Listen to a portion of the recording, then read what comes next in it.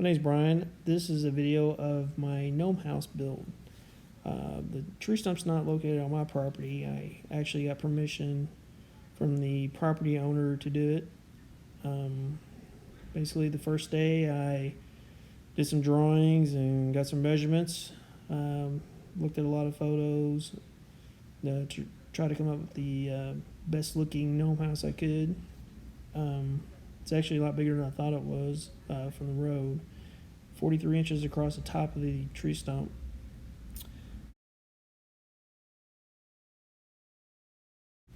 These are Photoshop images I made, and I showed the homeowner what it could look like. Basically, I'm videoing the process of how I build these houses, in case somebody else is interested in make one of themselves, and they can use my video as a reference.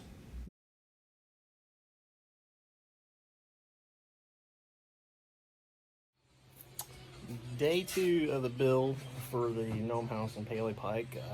Yesterday I prepped my roof, just some plywood, 11/32 plywood. I measured off 2-inch for the overlap of my shingles. The shingles here are this Pacific knotty cedar planking. Comes up in long boards here, and what I do is I set up a little jig, cut off 4 inches. So these are 4 inches long, and then what I'll do is overlap them by 2 inches. And these are tongue and groove also, so they connecting helps with keeping water from going in between the boards. So now I'm going to spend some time cutting out stacks and stacks of these so I can nail them on the board. Be back in a minute.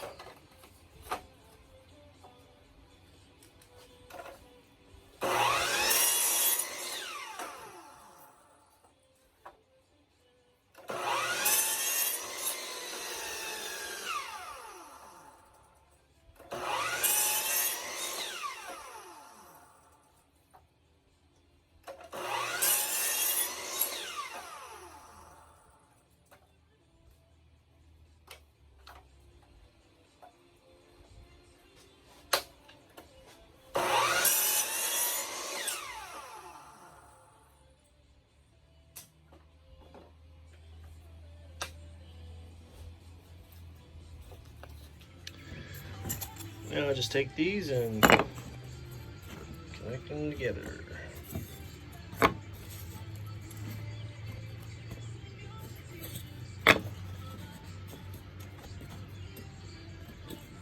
And I'll nail them down.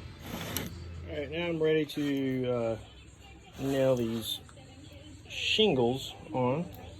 Got my brad nailer, got my 18 gauge 3/4 inch brad nail, so I'll start nailing away. I'll line up my first row on the edge and on that line there. Okay, and then I have this other line here for my second row. That's where it's going to overlap, and so the seams are not straight. I want them staggered. So a couple nails in here.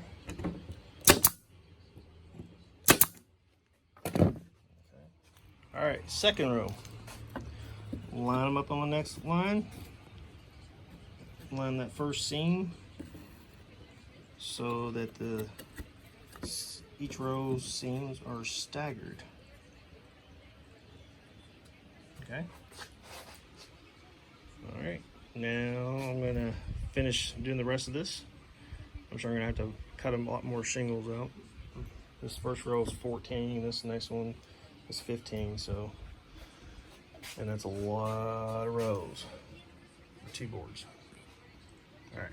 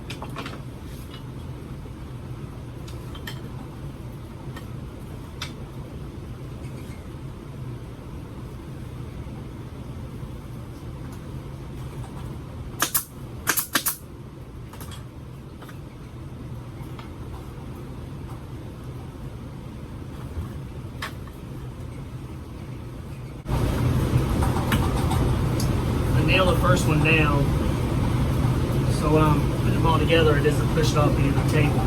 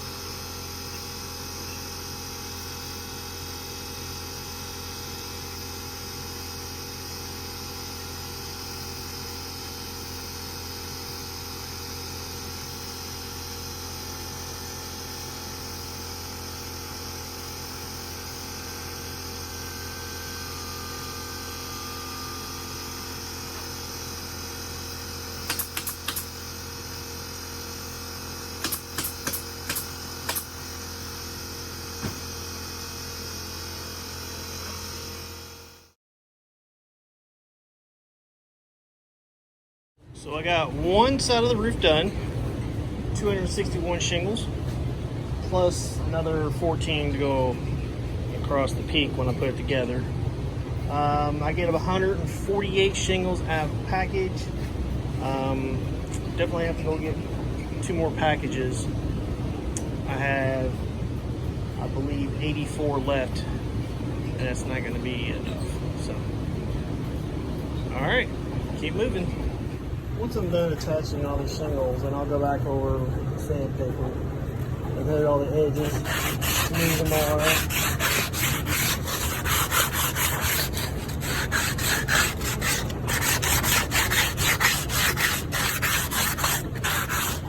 And then I'll come to the edge and score these and then snap them off so they can hold up. Day 3. So today I am going to make a stand that I can assemble my roof on, and so that's not resting on the edges, so don't snap off the shingles that way, and I can also do some of the trim work on it and things like that. So now I gotta put together a stand real quick. Let's get started. So I built my stand so that I can work on the roof and put together and add the trim pieces. Just add some scrap wood and also put screws on the bottom edge on the board. Let me see that. So that the board rests on the plywood and not on the shingles. So now I gotta measure the length of the other one, put screws in the bottom there to rest that side, and that one I can attach the 2 pieces together at the top. So here we have the roof. What we got is got a bracket for like hanging flowers, and this down here is a solar powered landscaping light. Took some decorative chain and made a hanging light. On my roofs I make it 90 degrees, that way the brackets I use on the inside for support are easy to come by. I use like either bookshelf brackets or just angled brackets and get it at Home Depot. After I completed putting all the shingles on, then I clear coated everything, kind of protected from the elements. But it's hard to tell in this picture how big this roof is. 246 shingles on each side. There's a lot. So today I'm going to be making the windows and doors and the lighting that I'm going to use behind the windows. Alright. I use a lot of pallet wood for my doors and window frames. So when I get them, I don't try to pry them apart, because typically what happens is they'll split. So I'll use my saw here and I cut between the boards and cut off the nails, and they fall right apart. And then I go back through and tap all the pieces of nail out so that I don't hit it with my saw.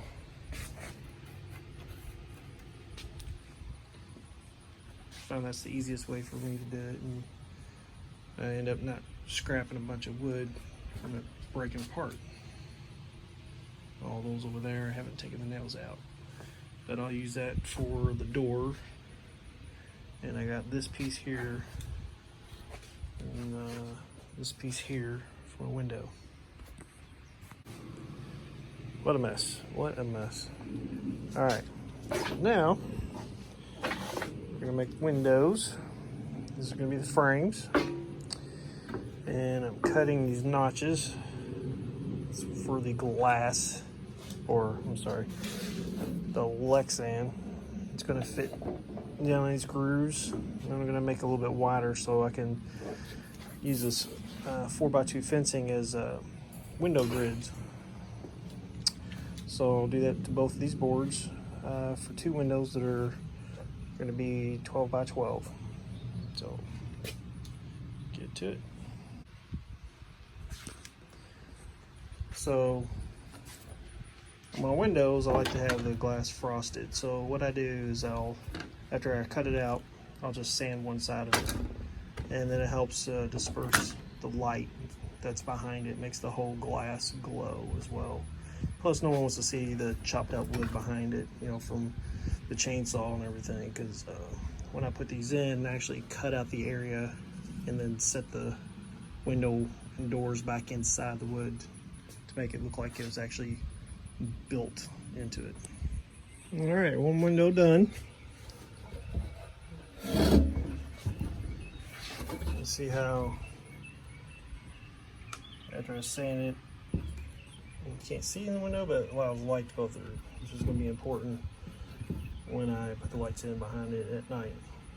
I use a 4x2 roll of metal grating or fencing.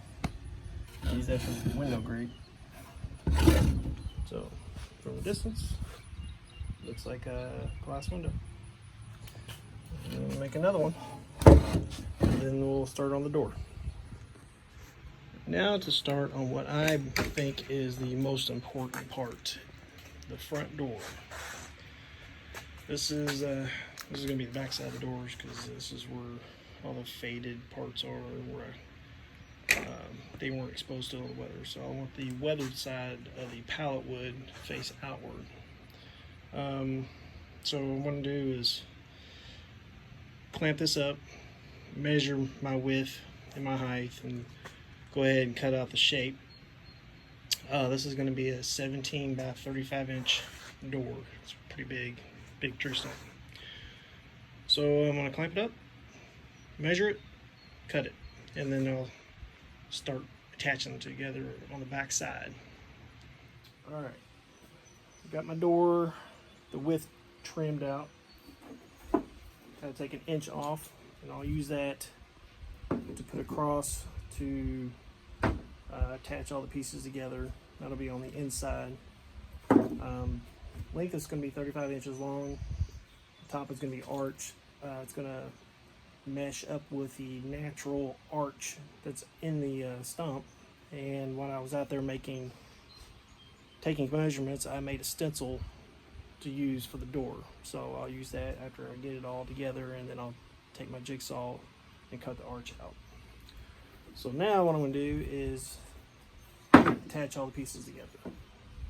All right, I have the door supported on the back side. I'll put this extra board here because I'll be cutting out a circle for a window. I have that traced out already, right there. So now I'm going to cut the hole out for the window. Well, I got the hole cut out. I got my metal fencing, and I cut out a piece of it, traced around where it overlaps, and then use my Dremel to notch it out so that it sits in the wood more.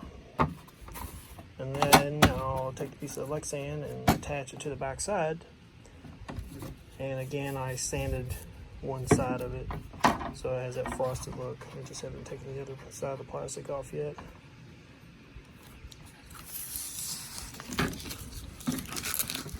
So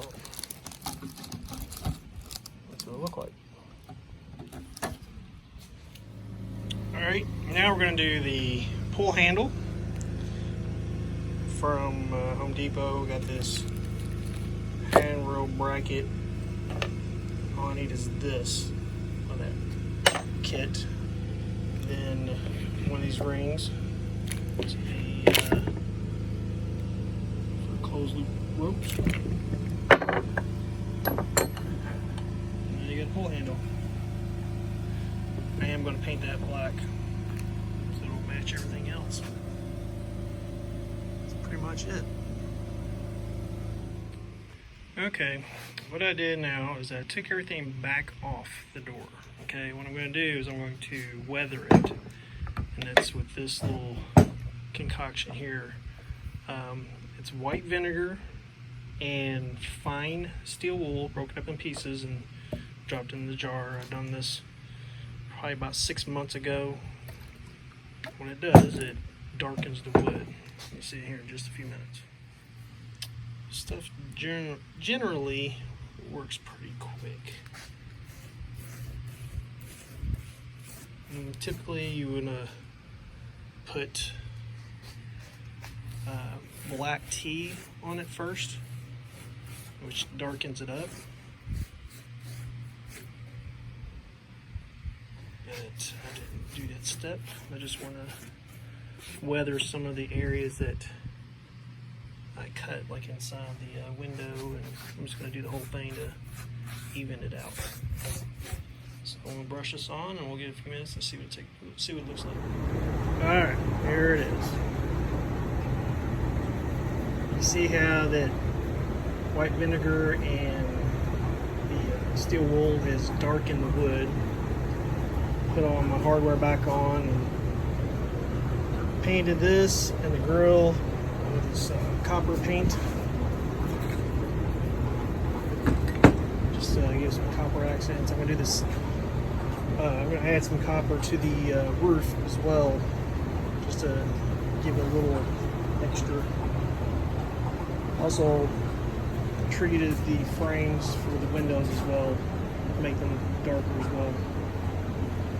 So now I'm going to head up to the other garage and start putting the copper accents on the roof.